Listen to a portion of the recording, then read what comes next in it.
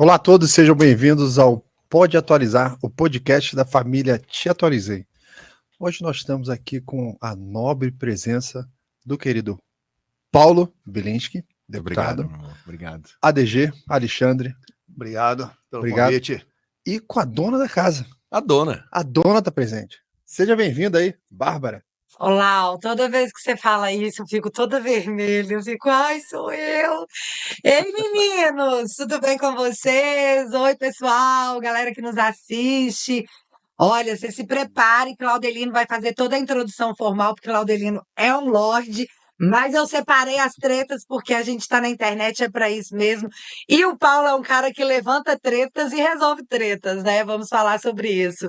Obrigada, Paulo, obrigada, DG. Lau, sempre um prazer. Vamos lá. Obrigada, gente. Obrigado. Família, Te Atualizei, queridos convidados. Fomos surpreendidos recentemente com a notícia de que o Brasil está votando e aprovando um combustível do futuro. Então, o afegão médio brasileiro distraído vai lá nas redes sociais e falou, olha, deve ser fusão nuclear, né? Deve ser hidrogênio. que nem De Volta para o Futuro, né? É, O cara põe lixo, o cara dentro bota lixo lá. do negócio. Descobrimos que o combustível do futuro nada mais é do que a gasolina e o diesel batizados. Mais um pouco, né? Aí trouxemos aqui hoje o nosso querido amigo deputado para falar das coisas legislativas e trouxemos o ADG, que é um dono de várias oficinas de manutenção de veículos. Ou seja, Vem agradecer. vamos falar da lei e das consequências da lei ao mesmo tempo. Senhores, por favor, deputado, como é que estão as coisas lá no parlamento?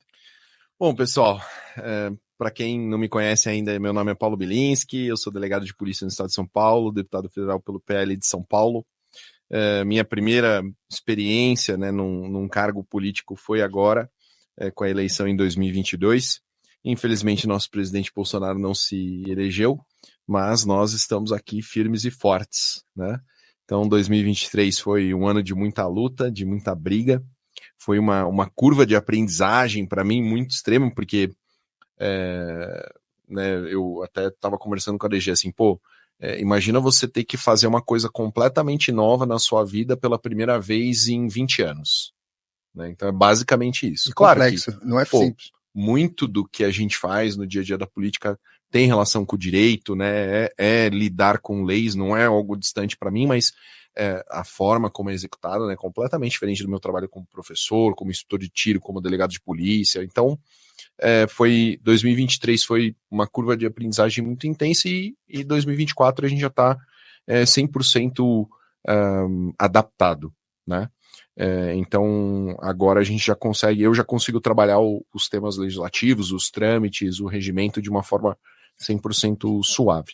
E, tá aqui com a Bárbara, tá aqui com o ADG, meu brother, eu nem lembro, quando você fez o primeiro curso, foi 18, 19? 18, por aí. 18, E desde lá, tudo que tem a ver com carro, eu consulto a ADG, meu primeiro remap, meu primeiro turbo, comprar as lasanhas, hoje ele tá mexendo no meu Opala, então assim, né, aqui é parceiro de treta boa e treta ruim também, então tamo junto. Por falar em Opala, eu dirigi o Opala do meu pai, que arrancou de terceira, tá?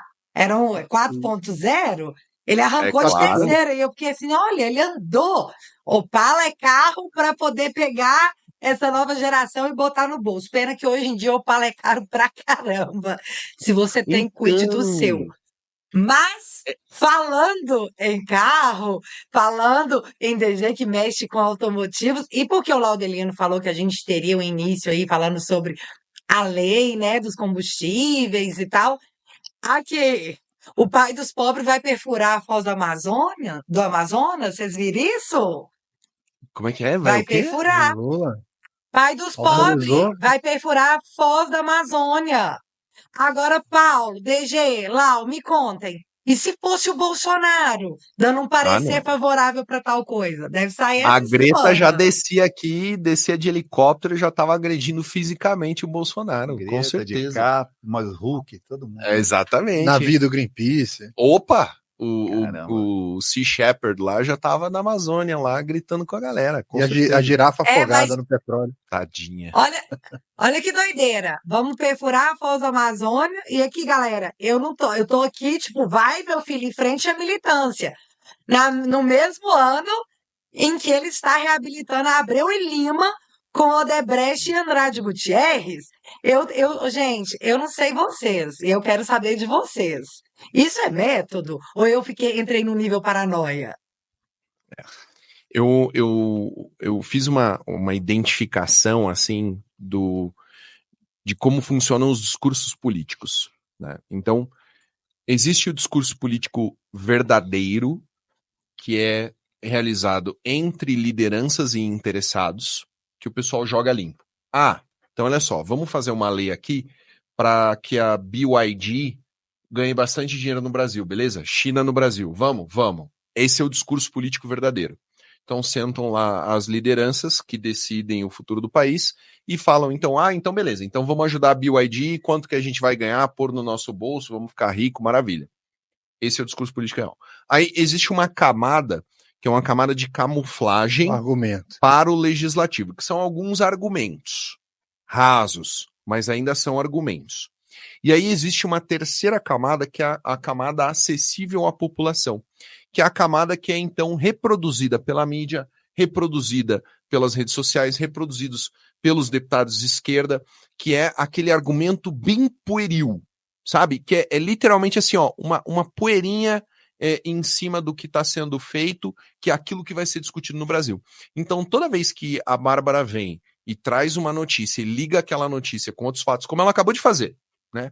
Porra, o Lula habilitando aqui, violando o meio ambiente, fazendo isso, a Amazônia e tal. Toda vez que ela conecta esses pontos entre eles, ela expõe, né, o raio-x do sistema. E aí a gente vai lá e mexe embaixo com os interesses verdadeiros. Então, as posições do ADG em relação a carros elétricos, por que é importante expor isso junto com a questão de matriz energética do país? Porque o Brasil ele tem um potencial muito bom do ponto de vista de geração de energia elétrica por hidroelétricas, né? Hidrelétricas. Mas isso serve para veículo, ADG? Você vai conseguir abastecer carro com energia elétrica, né? Sendo que outros países a gente está vendo coisas ridículas, os caras pararem gerador a diesel para poder abastecer o Tesla. Já está na mala do carro um gerador. Exato. Já está na mala do carro. Como você vê essa incompatibilidade? Olha só. Primeiro, obrigado aí mais uma vez pelo convite. Um abraço, Bárbara. Seguinte, você tem aí uma energia limpa sendo produzida por hidrelétrica. Legal, mas nós temos uma rede complicada. Uma rede que não é tão forte assim. Em alguns estados você vai ter uma distribuição melhor, em outros mais complicado. Você vai ter um consumo de energia elétrica, às vezes, não imaginada, toda concentrada num determinado momento, as pessoas chegando do trabalho e ligando aqueles equipamentos. E você tem uma ignorância de uma população que não sabe fazer a instalação de um chuveiro elétrico. Muitos não sabem fazer uma instalação de um chuveiro elétrico que tem 7,5 kWh. E aí a gente vai falar inicialmente, só dessa parte de estrutura para carregar um carro elétrico.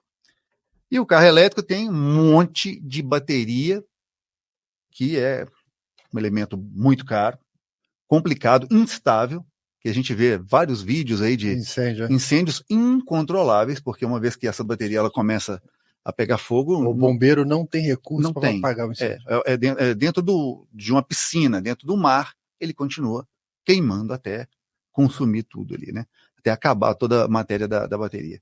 Então eu vejo que talvez queiram empurrar a goela abaixo das pessoas a eletrificação, que não está dando certo no mundo ainda. Uhum. Eles tentam de uma maneira ou outra querer empurrar, mas não está sendo fácil. Tem se não me engano, a Hertz, se não me engano, devolveu uma frota gigantesca. Por quê? Por quê? Deu prejuízo. Né? Devolveram. Eu comprei um carro da BYD, fiquei 30 dias e devolvi. Qual? Foi o Dolphin. O Dolphin, o mais baratinho. Aquele de entrada. Na hora que eu vi o preço, falei, que maravilha e tudo mais. Mas na hora que eu analisei ele melhor, falei, cara, não quero não, e já vendi depois de 30 dias. Você fez conta, viu se fechar? E depois o que acontece? Muita gente vai comprar, hoje um Uber que eu peguei no aeroporto para cá, era um elétrico. E aí, aquele carro vai ter uma desvalorização gigantesca também. Uhum. Tem muita gente empolgada com esse carro, é um carro que você tem que fazer plano de voo para voar. Eu, na minha opinião, não é um momento para carro elétrico, porque tem vários riscos ainda, é uma coisa nova, é uma tecnologia nova que precisa de, primeiro, o pessoal fazer conta, porque está olhando só o custo do quilômetro rodado. Mas ainda tem muita coisa, muita água para poder passar. Aquela economia toda, na hora que ele for vender aquele carro, tá, a bateria dele já caiu ali, de repente, um percentual de autonomia e vai embora ali. Né? Então, na minha opinião, esse negócio de forçar o mercado a se eletrificar. Bom, deixa eu só fazer uma conexão com o que a Bárbara tinha perguntado ali sobre a questão do Lula. A Venezuela tem a maior reserva de petróleo do mundo, ali na bacia do Orinoco. E a Guiana agora, que é a Guiana derivada da colonização inglesa, né, que é a Guiana, que era a Guiana inglesa ali, descobriu que ele também tem a sua bacia e o país está crescendo absurdamente, tipo 300%, por conta dessa nova descoberta. E as prospecções já mostraram que essa bacia também se estende ali até a foz do Amazonas. Ou seja, o que a Bárbara estava comentando sobre essa demagogia da esquerda, né? Essa imposição de que você tem que respeitar o verde, você tem que respeitar... Não, mas eu não concordo com a leitura de que seja um posicionamento demagógico. Não é. A esquerda ela não é demagógica, ela simplesmente se aproveita do que está acontecendo e como ela é detentora dos meios de comunicação, detentora da capacidade de produzir narrativa, ela produz do jeito que ela é interessante para ela. O Lula precisa pagar as contas dele, meu irmão. Sempre fizeram isso, né? Sempre. É aquela coisa de ele se adapta exatamente. a qualquer situação, porque o projeto dela não é o verde, o projeto dela não é o petróleo, o projeto é dinheiro. O projeto da esquerda é o verde? Não. O projeto da esquerda é direitos humanos? Não. É o petróleo? Também não. O projeto da esquerda é democracia? Não. Mas eles usam isso porque eles têm a segunda e a terceira camada. Eles têm como trabalhar os argumentos, eles têm a mídia na mão, então eles vão transformar o que for. Meu irmão, se a gente inventar amanhã uma coisa muito positiva, a cura do câncer, se não for de interesse da esquerda, não vai acontecer, não vai ser. Tem que gerar dinheiro para eles, tem que gerar poder para eles. É mais ou menos essas pegadas. Por isso que é. Opa. Eu tinha uma opinião sobre isso, na verdade eu tenho uma opinião sobre isso, até de um passado recente, eu só não posso falar, mas que fique registrado que eu tenho uma opinião sobre isso, de se ter alguma coisa que pode ajudar, mas como não ajuda a narrativa, melhor não, principalmente em questões de saúde, mas não direi porque nós estamos numa democracia, né? Eu posso. Não pode falar, não pode falar, mas quero fazer um outro link. Sobre isso. Eu assisti a audiência pública e foi sensacional. É uma pena que a audiência pública foi atacada pela ministra da Saúde, quando nós tínhamos lá médicos renomados, mas enfim, né? Isso é um assunto polêmico, é aquele tipo de opinião que você só avisa que você tem, mas que você não pode emitir. Porém, gente, a gente estava falando sobre petróleo, sobre carros elétricos. O Brasil, ele está indo sempre na contramão do mundo, a começar pelo tema, Paulo, da audiência pública do Senado, mas também faz falar sobre a questão de carros elétricos, porque os Estados Unidos, que foi pioneiro nisso, agora está fazendo o efeito reverso, está voltando para o carro a combustão, porque não deu certo. E aí eu fico com a sensação que quando eles querem depositar o lixo do mundo que não deu certo, eles jogam aqui no Brasil. Vocês não têm essa sensação, não? DG. Aí é uma opinião profissional aqui. E vai doer essa, hein, mano? Parece que quando uma coisa não dá certo fora, eu vou colocar aqui no Brasil e vou. Vem pra cá. E vou investir pesado no marketing, que até essa parte dessa parte superficial que eu tenho controle, vou fazer isso tornar a coisa mais maravilhosa do mundo, mais desejável. Vai ter uma determinada classe que vai absorver isso facilmente após do apelo. Vai dizer que é pela democracia. Exatamente. Sempre pela democracia, pela natureza e tudo mais. E agora, para compensar tudo isso, né, a gente vai ter, além do carro elétrico, você vai ter que enfiar com um combustível que não foi feito para colocar no tanque do seu carro. Então, e adivinha quem vai sofrer mais? O menos favorecido. Sempre. Porque o cara que tem grana, ele vai lá e coloca uma gasolina de... Ou ele já tem um flex, né? Tem um flex, e agora é aquele cara mais humilde. Sempre arrebenta pro lado.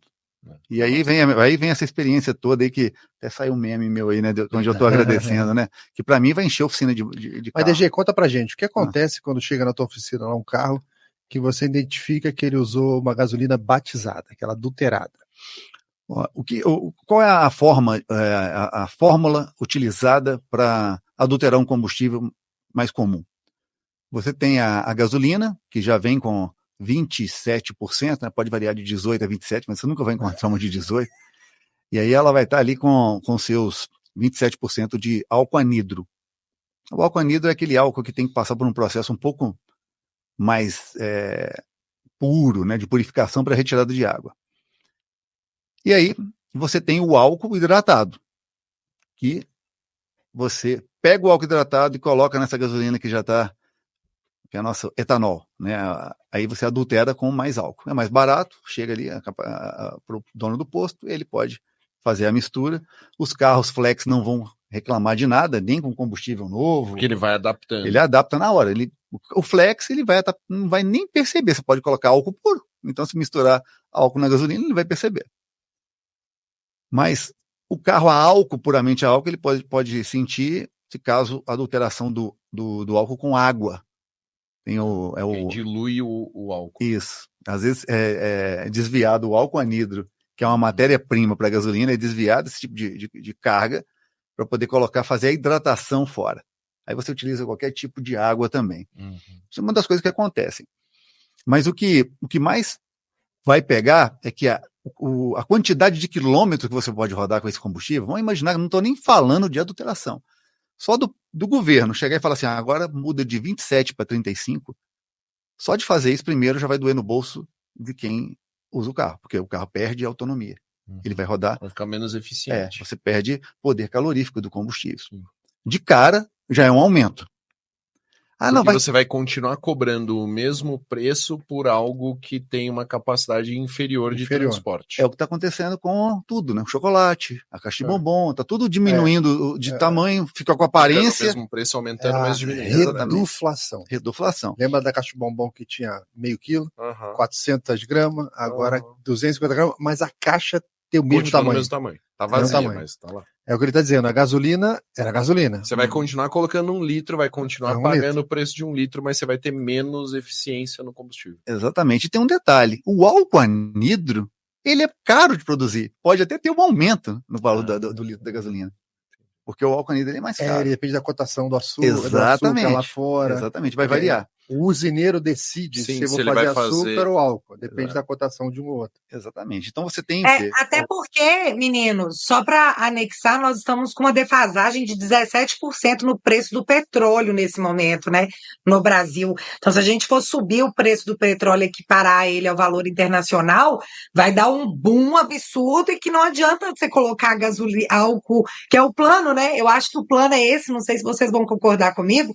Como a gasolina está com o petróleo está com defasagem de preço, eles estão querendo completar com álcool para diminuir a quantidade do petróleo para poder regular, porque senão nós vamos ter um problema econômico de inflação gigante que em fevereiro 58, alguma coisa de rombo já nas contas públicas, eles não vão conseguir segurar esse preço do petróleo por muito tempo, não. Eu acho que isso aí é simplesmente um plano B perante o caos que eles já sabem que está vindo.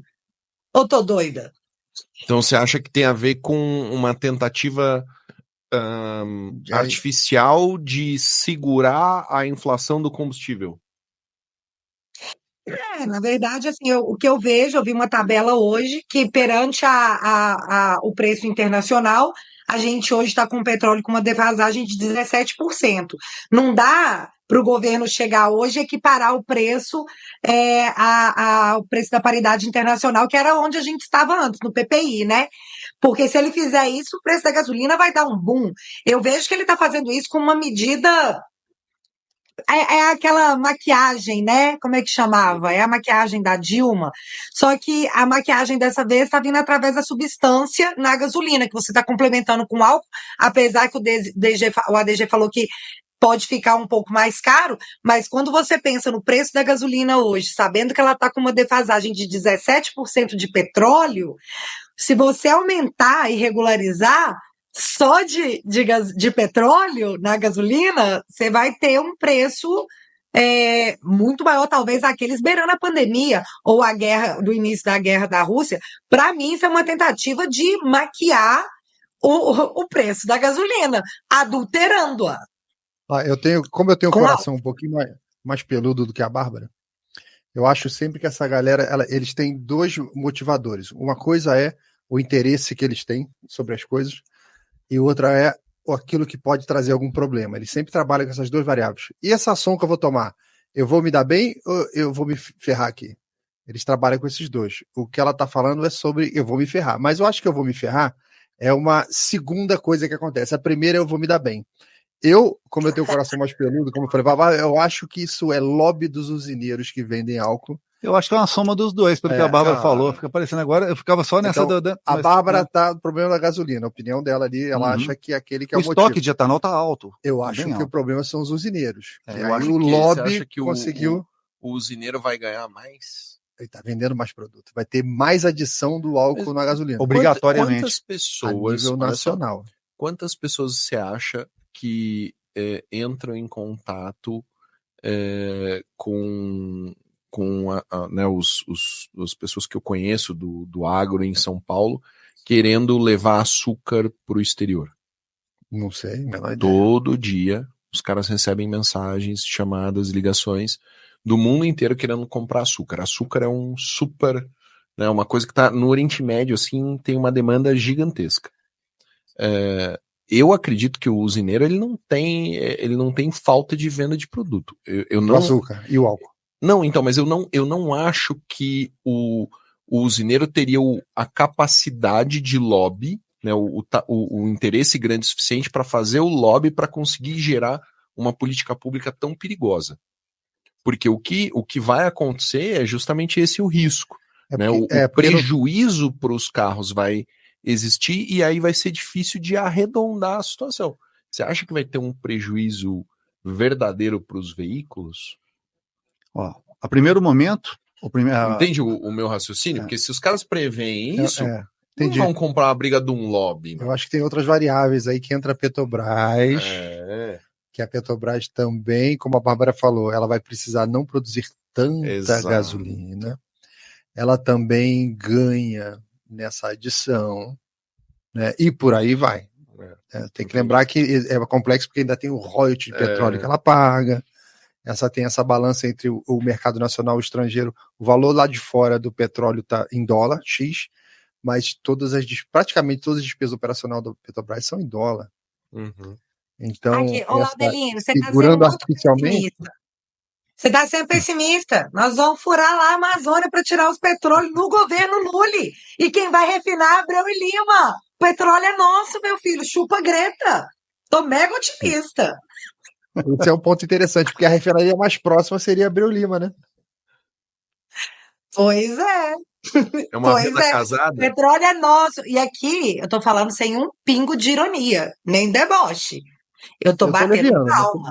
Painho vai dar na cara da militância assim, ó, cala a boca, militante. Vou tirar lá o petróleo da Amazônia, sim. O irritante é só porque se fosse o Bolsonaro, o mundo ia estar caindo. Mas vai lá, né? Eu estou aguardando aqui. Petróleo saindo da Amazônia, indo direto para Abreu e Lima, que está sendo reformada com Odebrecht e Andrade Gutierrez. Não tem como dar errado. DG, 35% de álcool. Vamos lá, 35% de álcool no carro flex vai doer no bolso só. A princípio. Carro flex, ok? Mas só que a gente tem uma frota de veículos até modernos, híbridos, não plug-in, que são só gasolina, de várias marcas. A gente tem os carros de premium, né, que a pessoa luta ali para conseguir ter um carro melhor, e aí são monocombustíveis. Esses carros que são monocombustíveis, eles não foram feitos nem para os 27%, mas aí tem aquela Tropicalização, né? Existe sempre um range de limite ali. Aí legal. Vamos imaginar que você coloca esse combustível num carro moderno e ele consiga... Que ano que é moderno? Só para ver se eu tô muito... Não, isso é carro de 2008 para cá, já é moderno, sabe? Okay. Aquela lasanha sua vai funcionar. Só o outro vai sentir. Né? Não, mas o Opala é álcool. Já é álcool, né? O Opala é álcool, então salvo. E aí o que acontece? Você diminuindo esse poder calorífico, vai doer no bolso primeiro, e na hora que chegar nesses carros que antes tinha essa janela, esse range, para caso aconteça uma adulteração, ele passa a deixar de... Ele fica no limite. E um carro turbo, que é o carro para atender a emissões atuais, emissões que a gente copia da Europa e tudo mais, ele vem com turbo compressor, injeção direta, e você vai colocar esse combustível que faz mal para as peças dele. Então ele estraga os injetores, estraga a bomba de alta e vai trazer um prejuízo grande. E bomba de alta é caro. É caro pra caramba, né? E aí você vê toda uma preocupação com emissões de carbono que vão ser... Para onde vai esse carbono na fabricação dessas peças? Essas peças que vão ser jogadas fora. Né? Motores que vão... porque o carbono está em tudo. Está em tudo, né? Não é só no combustível. Exatamente. Então, mesmo isso que a Bárbara citou aí do petróleo. Então, olha, existe uma chance muito boa, maravilhosa de você, então, fazer uma coisa rodar legal no Brasil. Diminui drasticamente o imposto no etanol. Todo mundo vai optar naturalmente por isso. Exato. E fala, olha, todo mundo vai usar o combustível verde por escolha. Você não precisa de lei para obrigar ninguém. Se você chega no posto de gasolina e tem lá mais álcool barato, a R$2, você vai falar, eu tenho que trocar de carro. Eu preciso ter um carro álcool. A gente ia ser a frota que menos vai poluir no mundo. Como é que chamava aquele programa do álcool? Pro-álcool. Isso é anos 70. Podia lançar um novo, né? Pro-álcool 2. Né? Pro-álcool 2, ok. Não, eu quero que todo mundo use álcool. Então, mostra a vantagem ali, ó, aqui, ó, na bomba, vale a pena. É o que acontece em São Paulo. Sim. Na hora que o paulista bate o olho lá, opa, estou usando etanol. Ele faz conta que vale a pena até um desgaste, um possível defeito, porque ele economiza num combustível mais barato, ele vai poder fazer a manutenção. Deixaria de ser impositivo e passaria a ser uma escolha do motorista. E seria lindo. Você para no posto, tem gasolina, você tem álcool, e você seja lá o que for. O consumidor escolhe e não tem que ficar se adaptando, lutando depois com os defeitos que vão acontecer nos carros, com poluição que ele vai gerar por causa de resíduos, escapamento que tem que jogar fora. Eles vão anular o sistema de tratamento. O que vai acontecer com uma pessoa mais humilde? O que acontece no dia a dia, um motorista de aplicativo que for. Então o catalisador estragou, arranca. Eu tiro. Aí sabe o que acontece? Ele vai poluir muito mais do que... Eu não sei de onde eles tiram essas ideias. Quem é que fala para os caras poderem chegar e fazer aquela isso? Lógica de que o equipamento de segurança do carro é caro. Os chineses que falam. Tipo assim, nossa, precisamos vender carro elétrico, vamos vender no Brasil. Ô Paulo, vem cá. Vocês estavam falando aí, eu tava ligando Lé com creque na minha cabeça. Eu não sei explicar como é que minha cabeça funciona para poder ligar essas coisas. Olha só, nós vamos tirar petróleo da Amazônia e estamos reabilitando a Abreu e Lima para refinar petróleo, ou seja, nós vamos ter uma produção maior, né, do combustível no Brasil. Ao mesmo tempo que a gente está trazendo a chinesa, eu falava BID, agora que eu descobri que é BID. Na minha cabeça era BID, eu acho que todo mundo lê BID. A BID para cá com um carro chinês que está que está aterrorizando as montadoras brasileiras a ponto de... Isso eu vi matérias no jornal, e várias matérias, que as montadoras foram lá falar com o Lira quase fez assim, tô nem aí, filhinho, eu quero carro chinês aqui. É pelas girafas da Amazônia, o Lira. E aí as montadoras foram atrás agora do Pacheco, para tentar frear, porque isso vai dar um impacto financeiro no Brasil a nível de trabalho, de remuneração de famílias, porque o investimento que está sendo feito na montadora chinesa aqui dentro do Brasil, com um marketing pesadíssimo, vai vir em detrimento das montadoras. E aí eu vi agora que está rolando uma treta entre Lira e Pacheco para ver se alguém vai interferir para não deixar esse barro acontecer. Tá rolando isso ou não tá? Você tá lá no Congresso, você tem que contar pra gente. Ela começou, a primeira vez que eu vi essa treta da BYD foi na reforma tributária. Na reforma tributária tinha um dispositivo sobre isenções fiscais dos estados. E aí todos os estados, né, os governadores vieram, conversaram com os deputados, fizeram reuniões. Eu fiz reunião em São Paulo com o Tarcísio, todos os deputados de São Paulo, com o Kinoshita, que é o nosso secretário da Fazenda. E para São Paulo fica muito fácil de falar sobre guerra fiscal, porque São Paulo não faz guerra fiscal. A gente não dá incentivo dessa forma, né? Mas dentro da reforma tributária tinha um dispositivo específico para privilegiar uma fábrica da BYD. E ali a gente conseguiu, a bancada paulista trabalhou para conseguir derrubar esse dispositivo, porque gerava uma disparidade muito grande entre São Paulo e os demais, né, e um estado específico do Nordeste. Então, isso foi a primeira vez que eu vi esse movimento. Agora está acontecendo um movimento entre elétricos e híbridos, né? Então, existe um movimento para privilegiar elétricos no Brasil, são carros 100% elétricos, você tem que ligar na tomada, versus o híbrido, que é a postura de outros países. Outros países preferem o híbrido, porque dá mais autonomia e mais liberdade. Né? A gente vê grandes marcas com veículos híbridos. Você estava me contando aqui, você estava com um Honda. Um Honda, o Toyota, que inclusive os japoneses não adotaram o elétrico no Japão. Eu vi você falando sobre isso. Mas eu vi você japonês falando não é sobre burro, japonês não é bobo, o japonês tem o olho aberto, né? O japonês não adotou. No Japão não estão usando carro elétrico. Pois é. Eles usam o híbrido não plug-in, para o pessoal saber o que é não plug-in, que não liga na tomada. O carro é autocarregável, né? Você tem uma bateria compacta, o carro emite muito menos poluentes e você tem realmente uma economia de combustível, menos manutenção. Isso aí é uma pesquisa americana dizendo que o carro híbrido ele apresenta menos problemas que o carro elétrico. E a combustão, ele é o melhor dos dois mundos. Ele é o melhor dos dois mundos. E aí tem grandes montadores. Eu acho que a Porsche tem híbrido. A própria Honda, Toyota em São Paulo, né? Tem a Toyota agora em São Paulo. Em São Paulo. Né? Que outras montadoras têm híbrido? Híbrido tem a própria BYD tem híbridos também. Eles têm híbridos também. Só que para o Brasil, não imagino que tenha uma produção de motores por causa de emissões para homologar um motor aqui no Brasil, né, cara, tudo, mas não sei. Então tem a Toyota, tem a Honda, tem Volvo, tem várias marcas trazendo, porque eles são obrigados a eletrificar a parte, porque os motores não dão conta mais de atender norma. Muita gente está querendo, não sabe o porquê da eletrificação. A eletrificação ela veio como uma solução por não conseguir atender normas de emissões cada vez assim impossíveis de serem alcançadas normalmente. Para deixar o motor atendendo essas normas, eles ficariam caríssimos e cada vez mais frágeis. Os motores de hoje são descartáveis.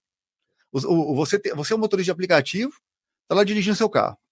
Superaqueceu. Dependendo de como for. Antes você fazia lá o cabeçote, a retífica. O Rodrigão mandou retificava o motor. Agora não. Agora você chega e joga fora o motor. Mas quanto custa um motor desse? 15, 20 mil reais. A partir dele. A partir de. Mais a mão de obra. Quer dizer, o carbono, o ser humano, ele está sendo tirado da equação. Em busca dessa redução de carbono aí. Poxa vida. A gente está vivendo, acho que a terceira era dos carros elétricos. No começo do século XX teve uma tentativa de usar carro elétrico. Você consegue encontrar fotografia de aqueles ônibus, aqueles bem antigos, sendo carregados. Não funcionou. Nós temos uma terceira onda do carro elétrico. Eu não sabia. E não funcionou. Por motivos diferentes. Agora ele chegou por causa da questão verde, né? E você tem baterias hoje mais modernas? Tem. Grandes. São. Hoje, o motorista que me trouxe, como eu falei, um carro elétrico. Só que agora ele tem a esposa dele agradece. Porque ele obrigatoriamente, 7 horas, ele tem que estar dentro de casa, porque a bateria acabou. E vai demorar mais 7 horas para carregar o carro na casa dele. Então agora ele está voltando para casa no horário. Ele falou isso comigo, viu? Menino, aproveitar aqui que vocês estão mencionando carbono, eu levo a crédito de carbono, que está tudo envolvido nessa questão de se querer acabar com as emissões de gases, e por isso os carros elétricos. O deputado, você não consegue dar uma explicação assim sucinta para a nossa audiência? O que seria o crédito de carbono? E às vezes o ADG pode me tirar a dúvida se o crédito de carbono pode impactar os proprietários de veículos a combustível fóssil. Isso é uma dúvida. Crédito de carbono não é a minha especialidade, né? Eu tenho uma visão geral que diz respeito ao mercado de crédito de carbono, né? Então são negociações internacionais que têm muita relação com uma autodeclaração, né? Então, eu sou devedor, você tem um excedente, a gente faz uma negociação e fica tudo certo. Tá? Não, Qual que é o mas isso problema? é a coisa mais doida, deputada. É isso que é a coisa mais doida. Ah, Cada um tem uma cota de carbono para poder emitir. Se eu bater a minha cota de carbono e eu não tiver dinheiro para comprar crédito de carbono de quem vende, eu vou ficar sem produzir. E aí, exato. obviamente, as empresas maiores, as multinacionais e as mais ricas serão mais beneficiadas com créditos de carbono, porque elas têm mais dinheiro para aquisição e até para poder mudar a emissão de combustão deles, de combustível deles. Mas a minha dúvida é essa: esse processo chega em proprietários de veículos a combustão?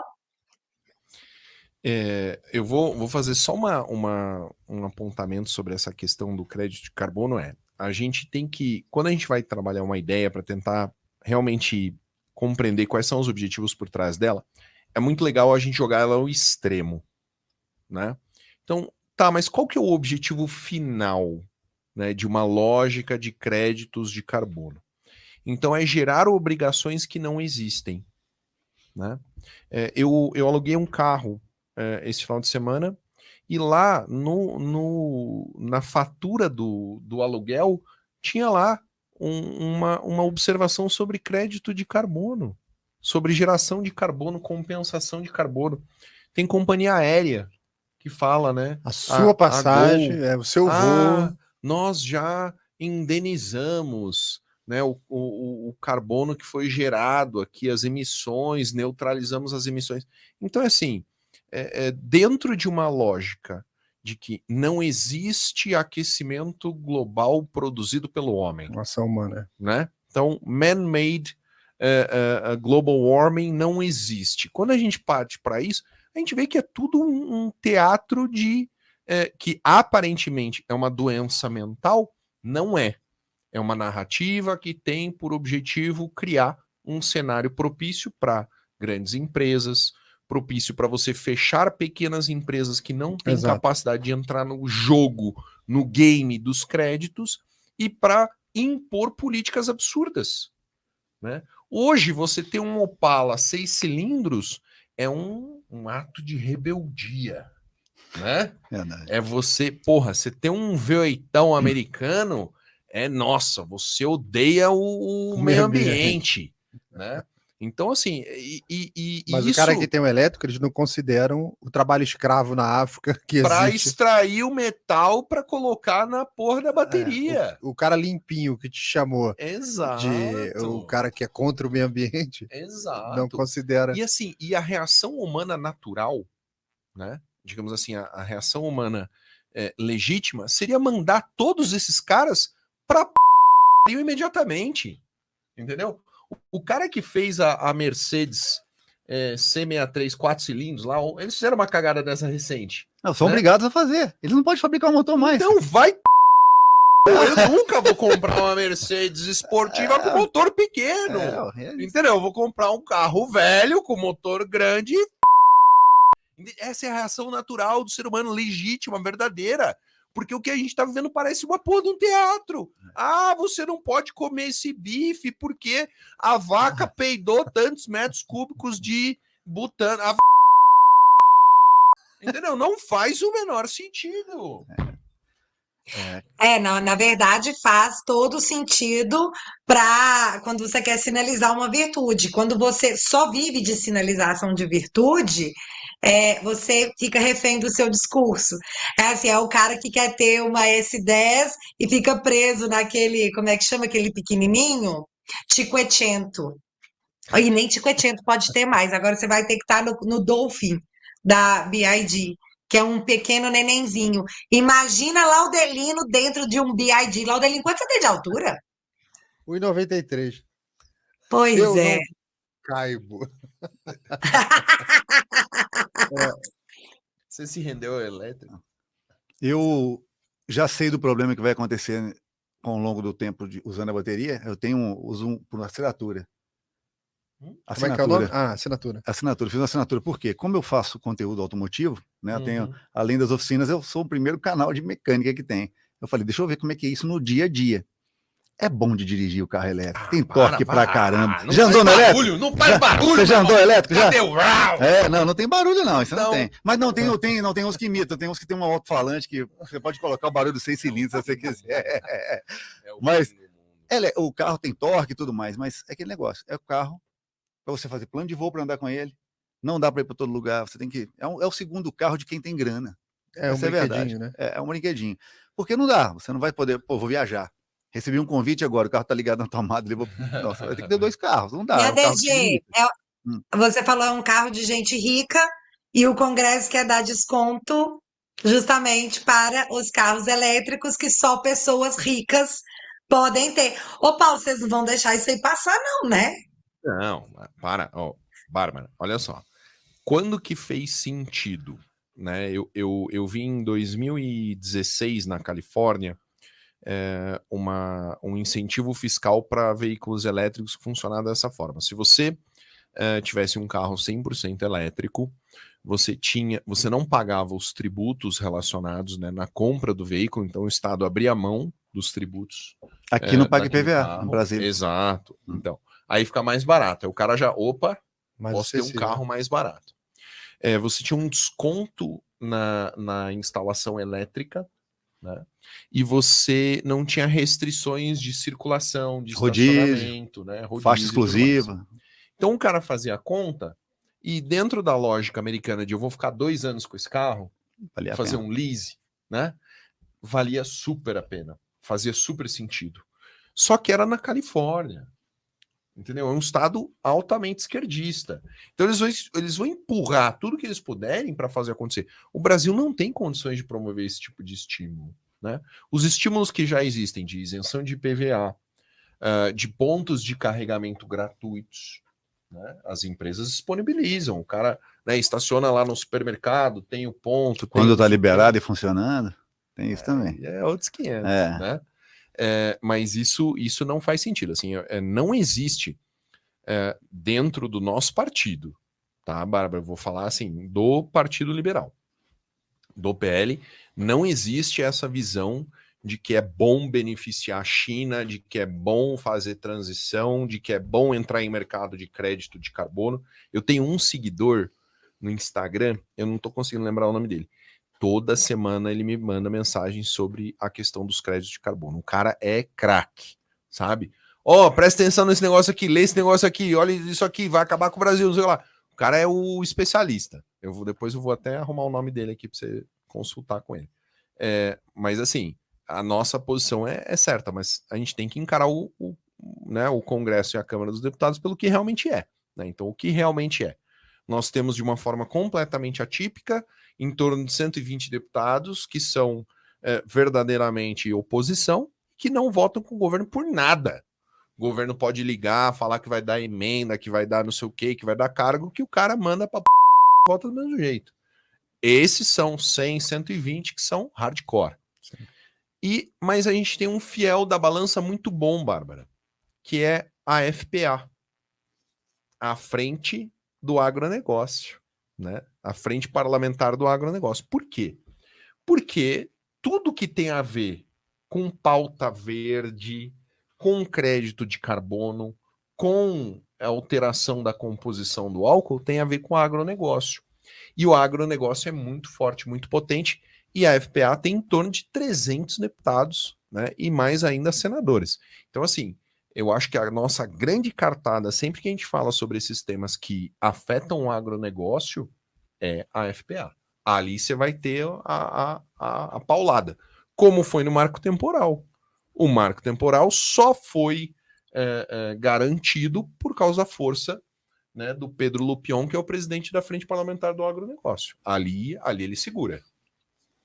E aí é bom sempre lembrar para esses políticos, deputados e senadores do agronegócio que o déspota que ocupa a presidência da República acha que são fascistas. E é um bom argumento na hora de falar, ei, ele te chamou de fascista, você não viu, não?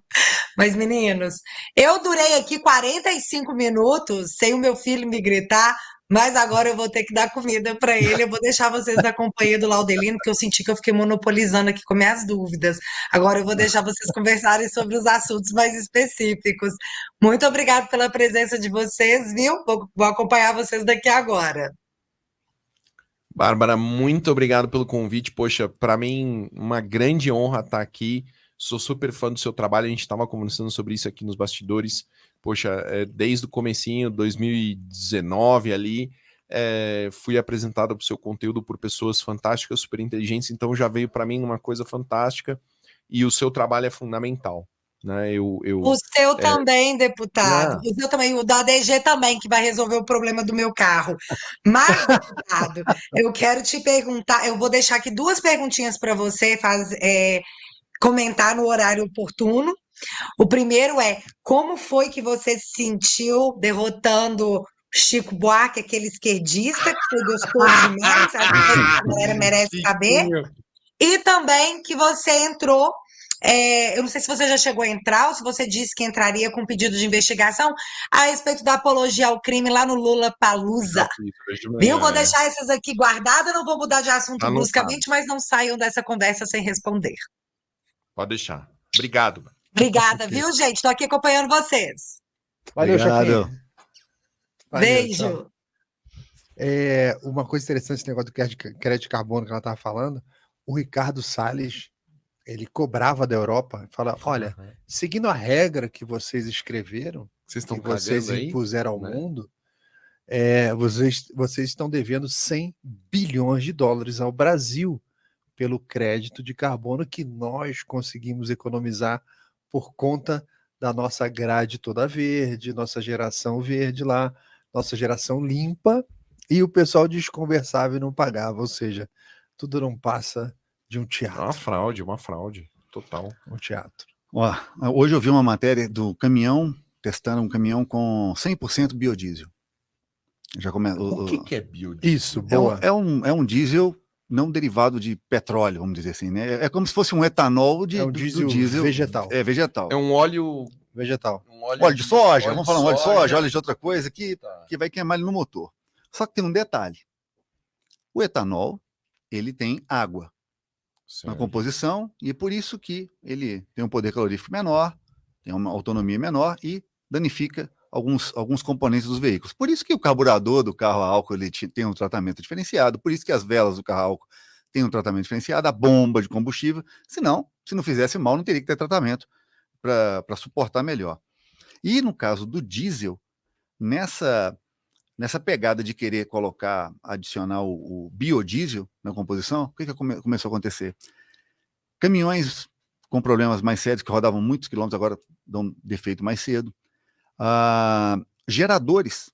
Pensa bem, você tem um gerador de hospital, o que for, de uma indústria, um gerador, ele com problema, porque ele fica muito tempo parado, ele não fica entrando. Ele estraga, ele degenera. Porque o diesel ele tem um material lá que ele começa a ter micro-organismos ali também que vai gerando. É diferente. Né? E você tem o problema nos próprios postos. A bomba do posto de combustível, ela sofre danos por causa do biodiesel.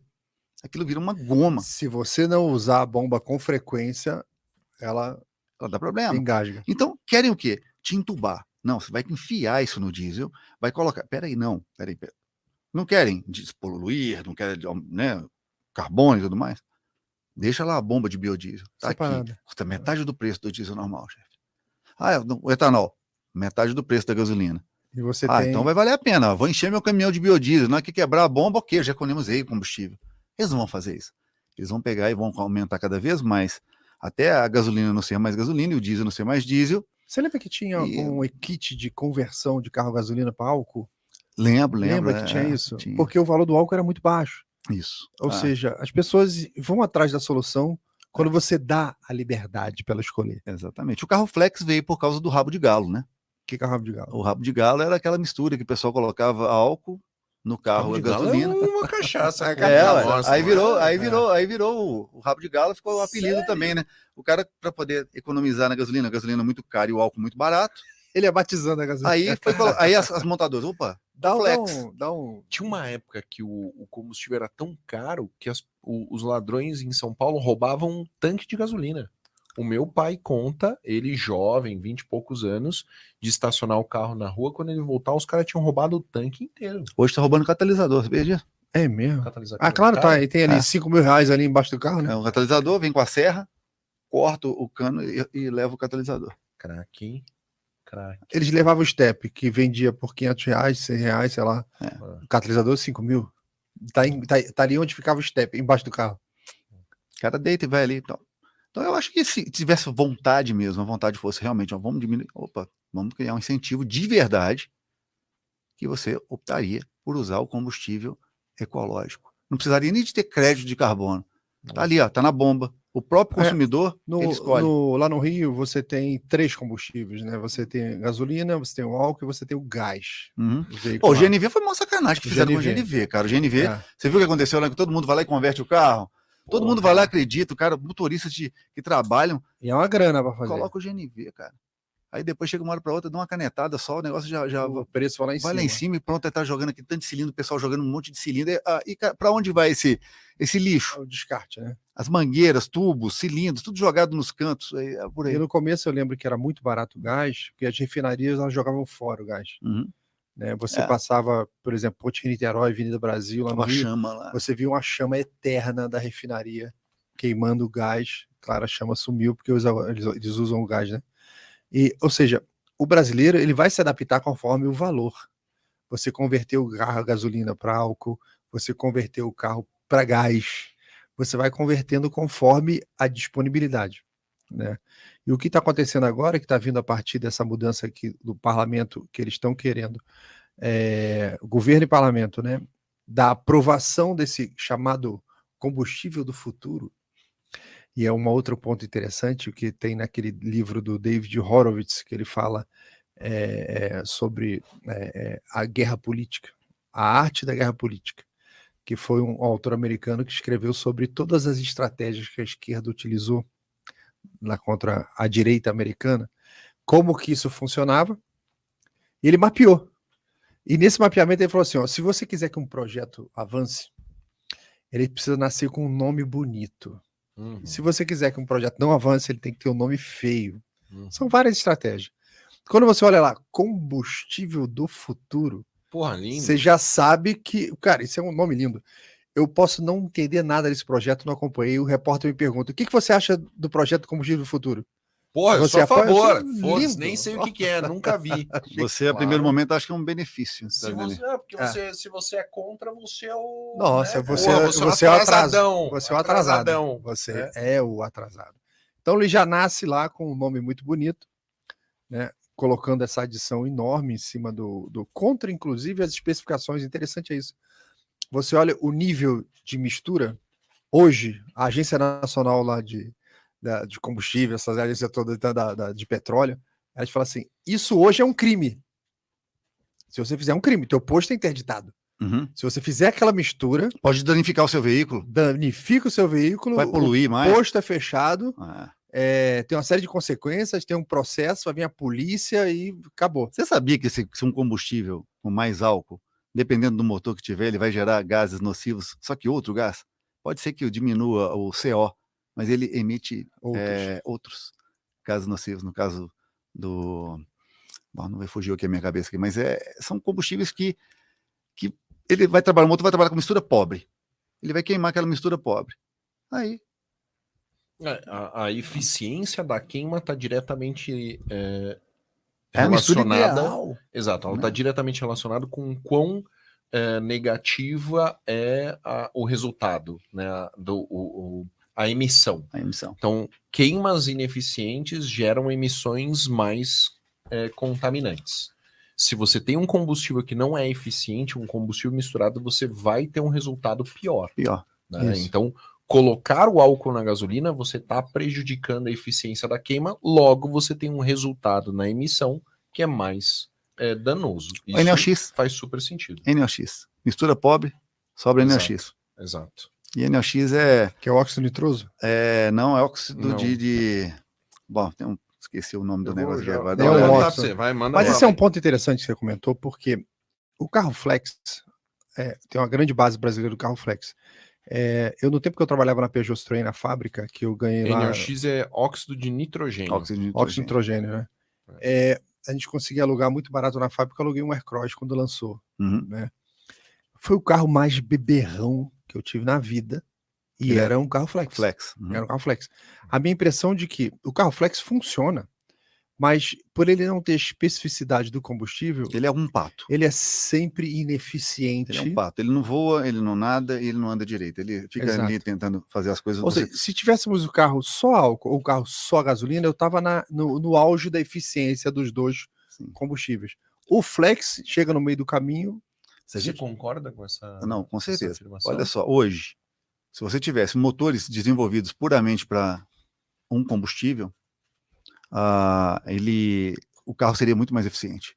Com a tecnologia que você tem hoje disponível de controle de ignição e de injeção, você hoje conseguiria trabalhar com taxas de compressão no etanol bem mais altas. Você conseguiria aproveitar, extrair muito mais. Muito mais, O né? problema é, qual é o tipo de política que ia poder garantir pelo menos o que? A escolha. Porque aí todo mundo começa a comprar um carro a álcool. É o que aconteceu com o quê?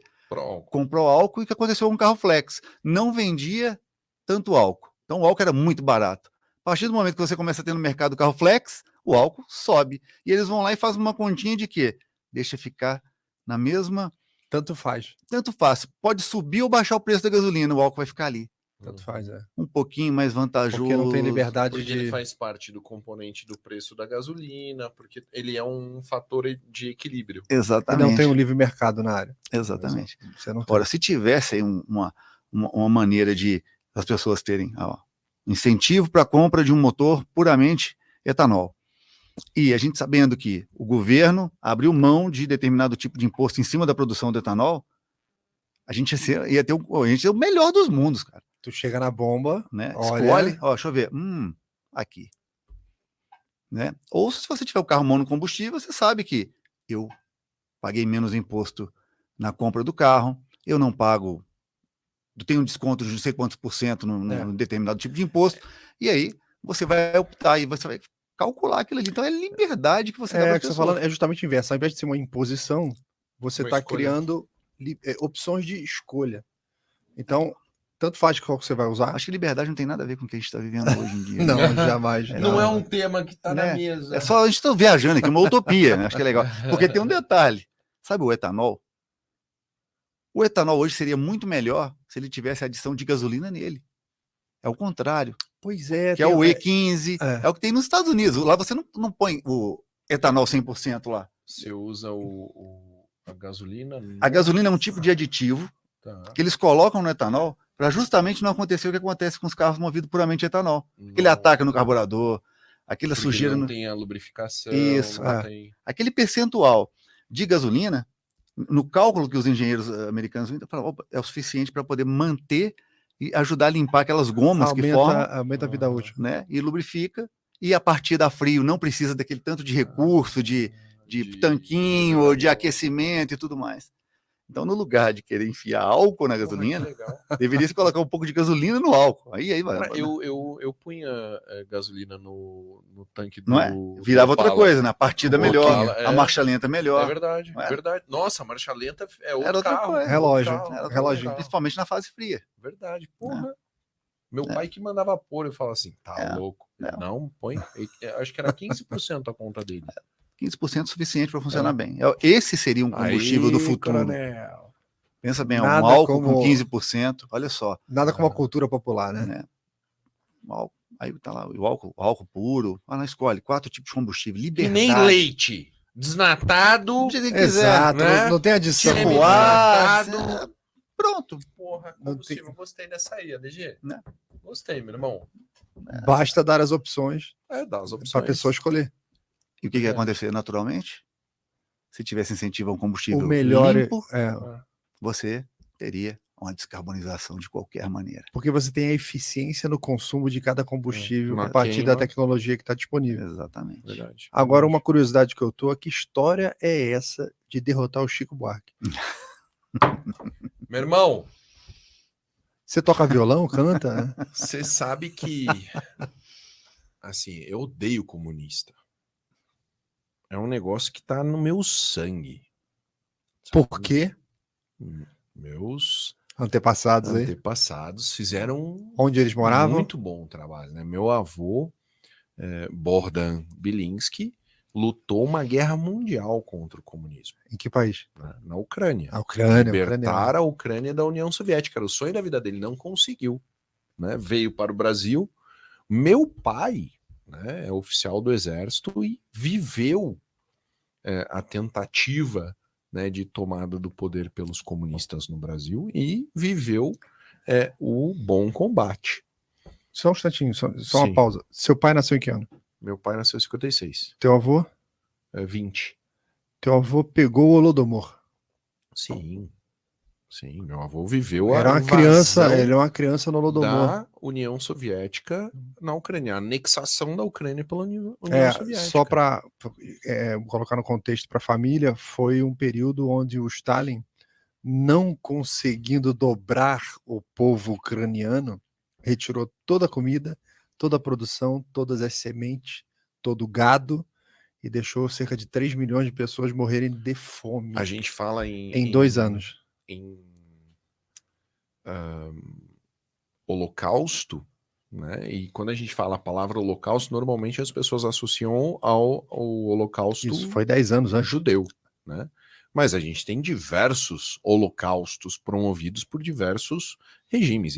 E hoje, né, se a gente for fazer uma conta, o regime mais genocida da história foi o comunismo. Sim. Né? O comunismo Sem mata dúvida. até hoje.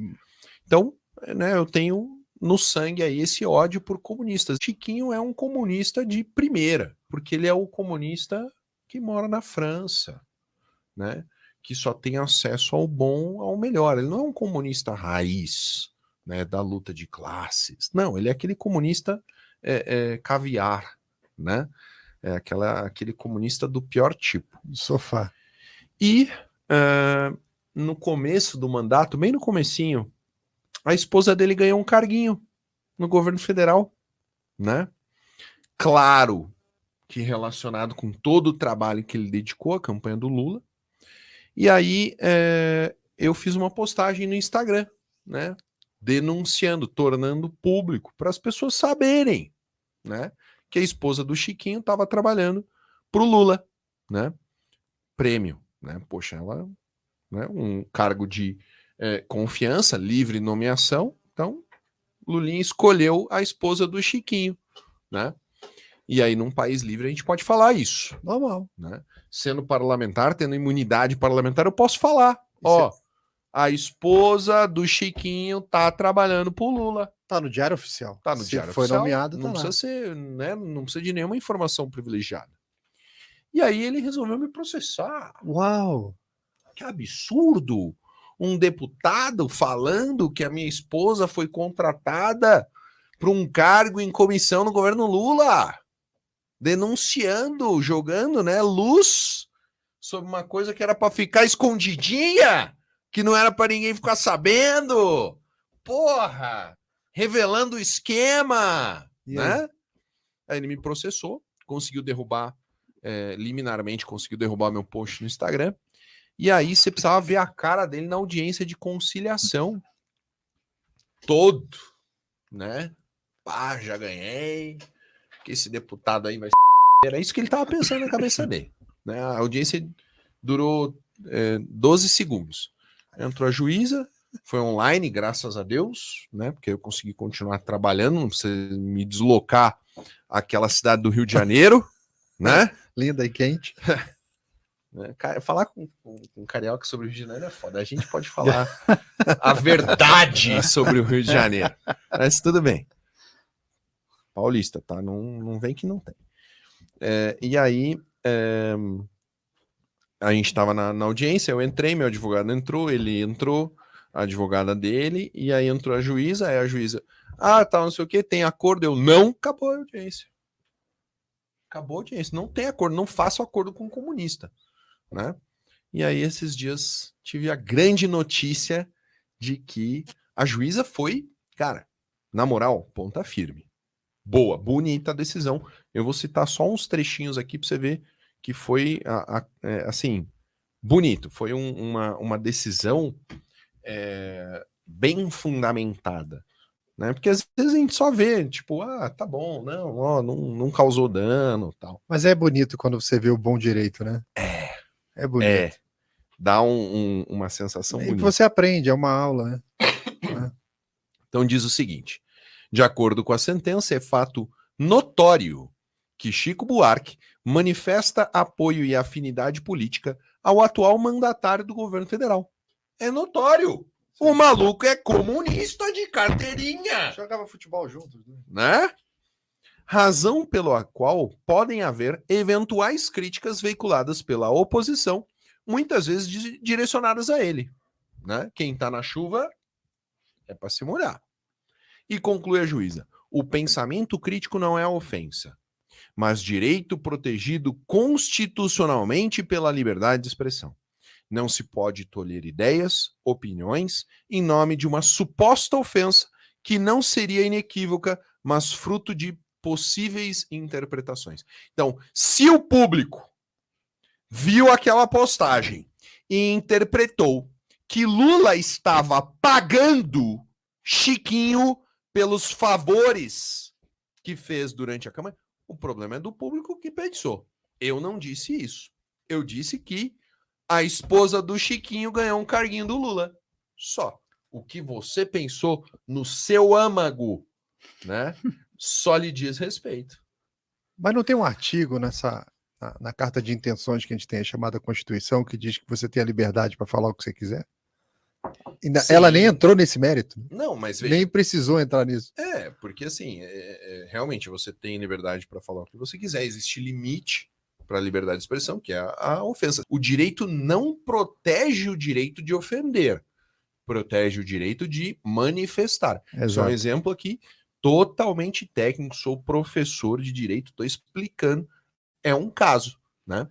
O case você não tem o direito de ofender, você tem o direito de manifestar uma opinião. Se a sua opinião é uma ofensa, então você será obrigado a indenizar a ofensa que você causou. Você causou um dano, você vai indenizar esse dano.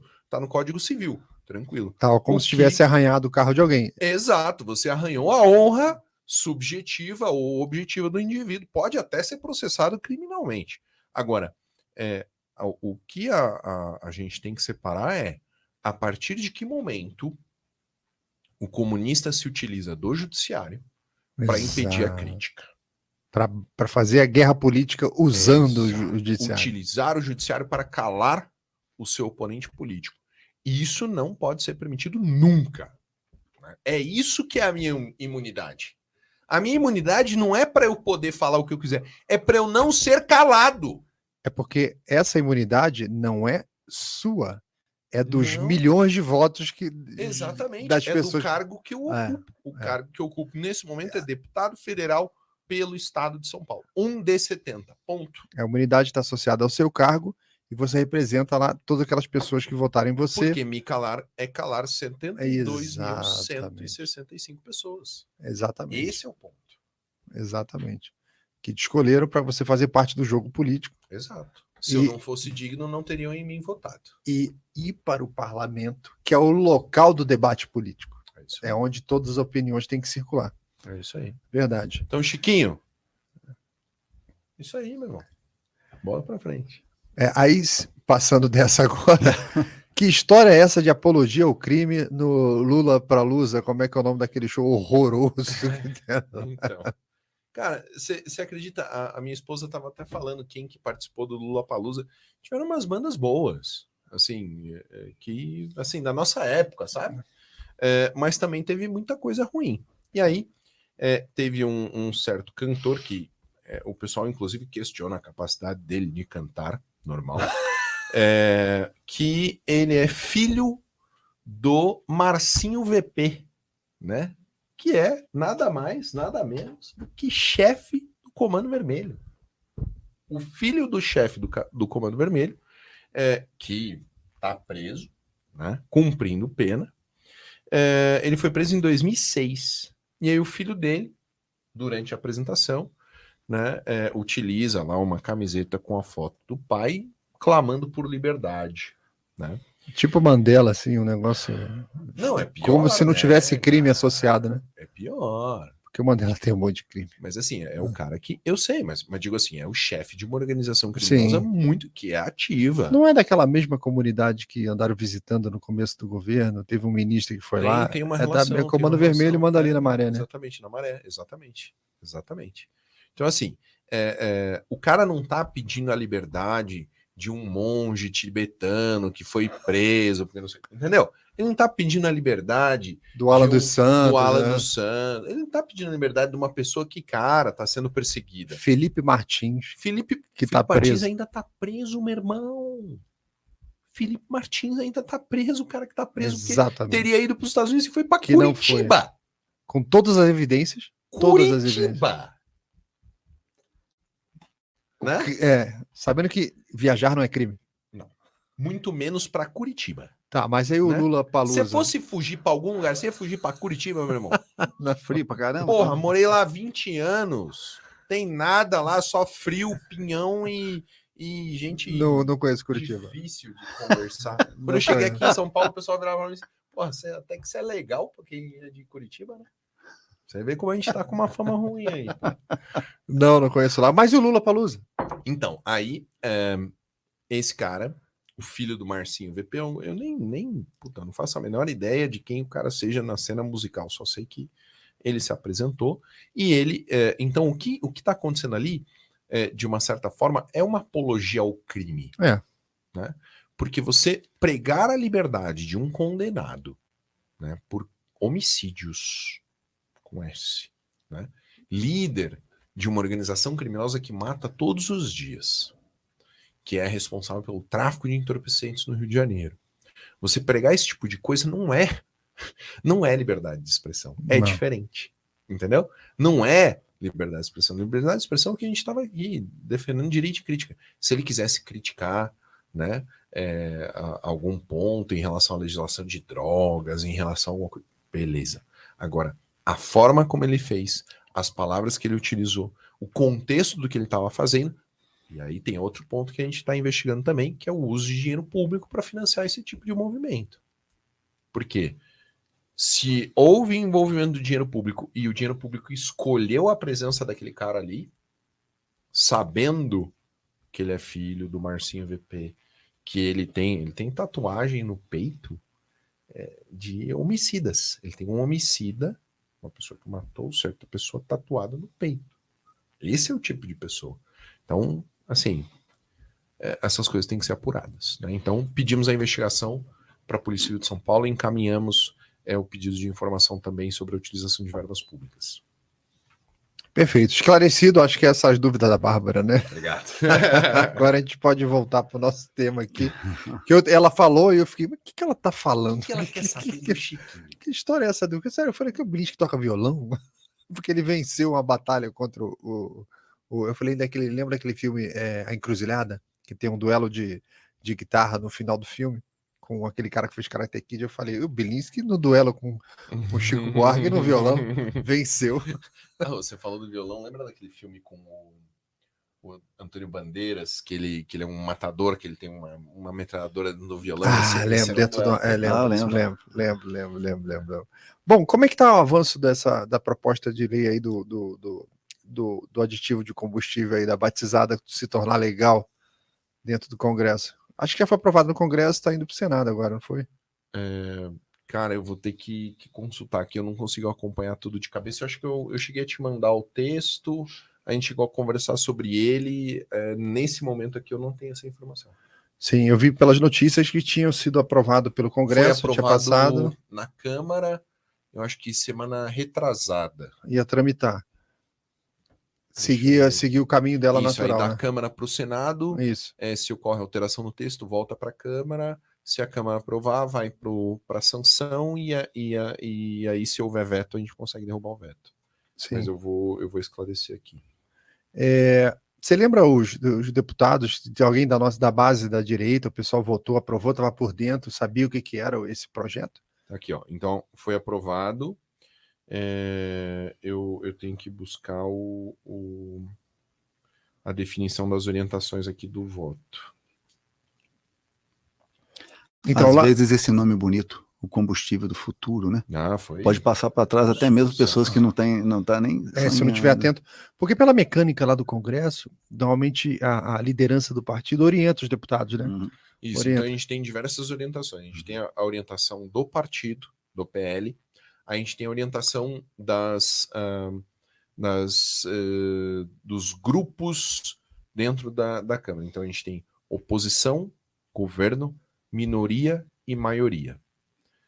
Então o governo é o maior partido da base do governo, oposição é o maior partido, é o conjunto, né? Perdão, governo é o conjunto de partidos que fazem parte da base do governo, oposição, o conjunto de partidos que são oposição ao governo, maioria é o maior partido da base do governo e minoria é o maior partido da oposição. Então hoje a gente tem a orientação do partido, a orientação da oposição e a orientação da minoria. E aí a gente escolhe quem que a gente vai seguir. Né? Entendi. Existem frentes parlamentares que orientam o voto, existem entidades que orientam o voto. Então, vai entrar alguma coisa que afeta o livre comércio. A frente parlamentar do livre comércio vai lá e faz uma orientação. Existe alguma frente de proteção aos consumidores de combustível? Aos motoristas, ao brasileiro? Tem frente parlamentar para tudo, mas nem todas elas atuam.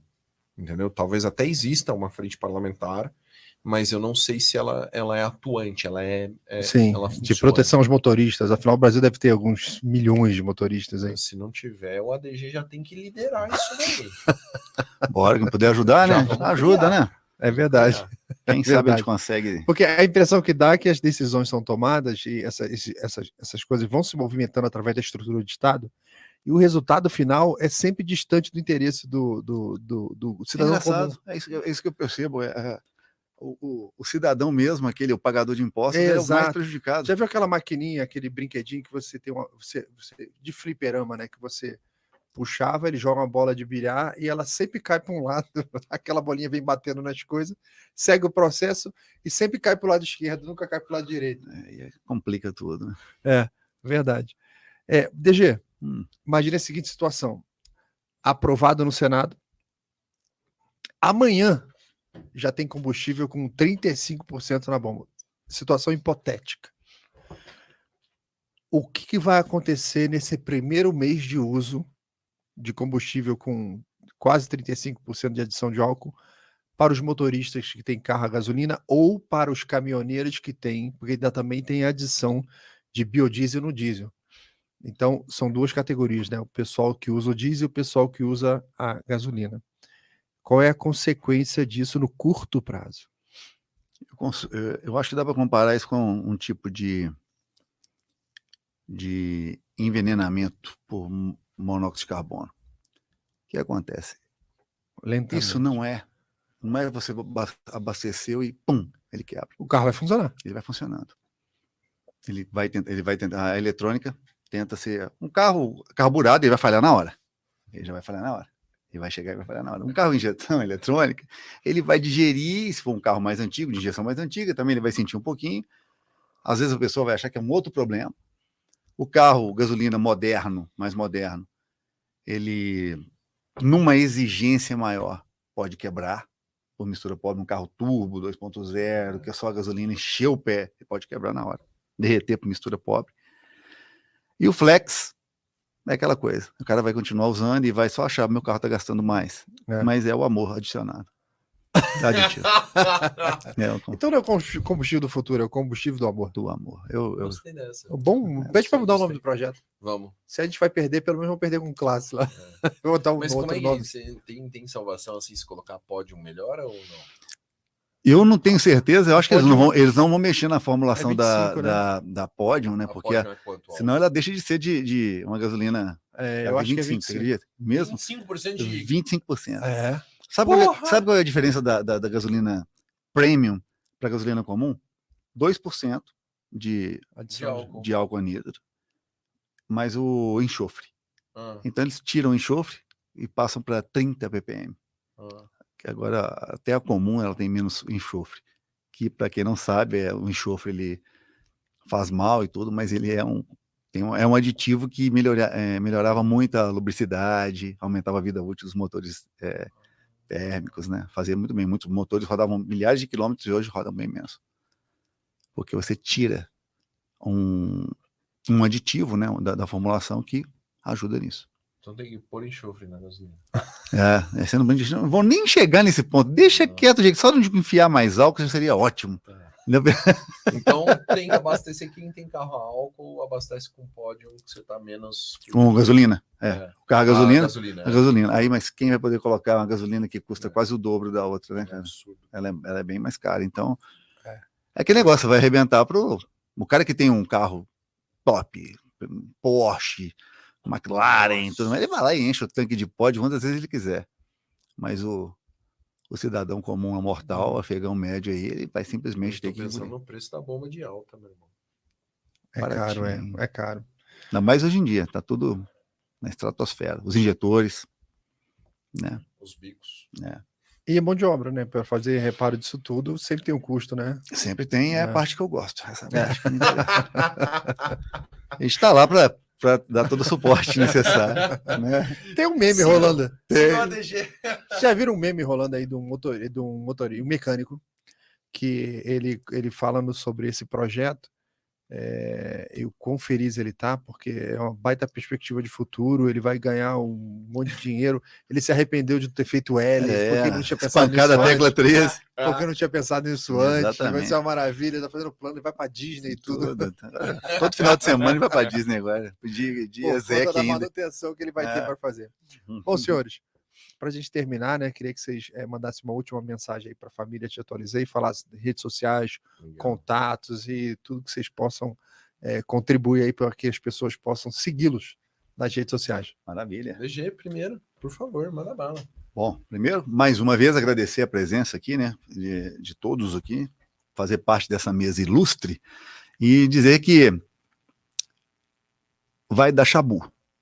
Tá? A gente está brincando aqui, conversando, um pouco de ironia e tudo mais, mas fiquem atentos, que a hora que começar a ter essa modificação vai trazer alguns problemas, vai ter manutenção. Eu não estava querendo ganhar esse tipo de dinheiro, não. É uma brincadeira, né? Porque não é assim que funcionam as coisas. A gente gostaria que as pessoas tivessem, então, o direito de poder escolher, né? O meu canal no YouTube, sou vovô no YouTube, só colocar canal High Torque, e nas redes sociais, aí no caso do Instagram, ADG_High Torque. Se você quer ver um pouquinho mais de informação, quer saber como é que o carro funciona, os problemas que dá, e eu zoando um pouquinho, é só acompanhar lá. Maravilha. Valeu. Pessoal, quero agradecer aqui a oportunidade de estar com vocês. Poxa, eu sou um fanzaço da Bárbara. Se vocês estão aqui, vocês também são. Então a gente tem isso em comum. Se vocês quiserem acompanhar um pouco mais do meu trabalho, minha rede social mais forte hoje é o Instagram, é Paulo Bilinski. Provavelmente meu sobrenome deve estar na descrição do vídeo aqui. Soletra, vai. Bravo Índia, Lima Yankee, November Sierra, Kilo Yankee Juliet, ou BILYNSKYJ. Eu acho que vocês vão se divertir aí com o meu conteúdo e vão poder interagir um pouco, tirar dúvida, fazer pergunta. Eu estou à disposição de vocês por lá. Quero deixar aqui meu abraço, meu irmão. Muito obrigado pela oportunidade. Puta papo top, meu. Com a DG ainda. Muito bom. Bárbara, muito obrigado pela oportunidade. Sempre que precisar, só chamar. Maravilha. É isso aí. Obrigado, senhores. Obrigado, família Te Atualizei. A gente se encontra aí no próximo programa. Um abraço a todos e até lá.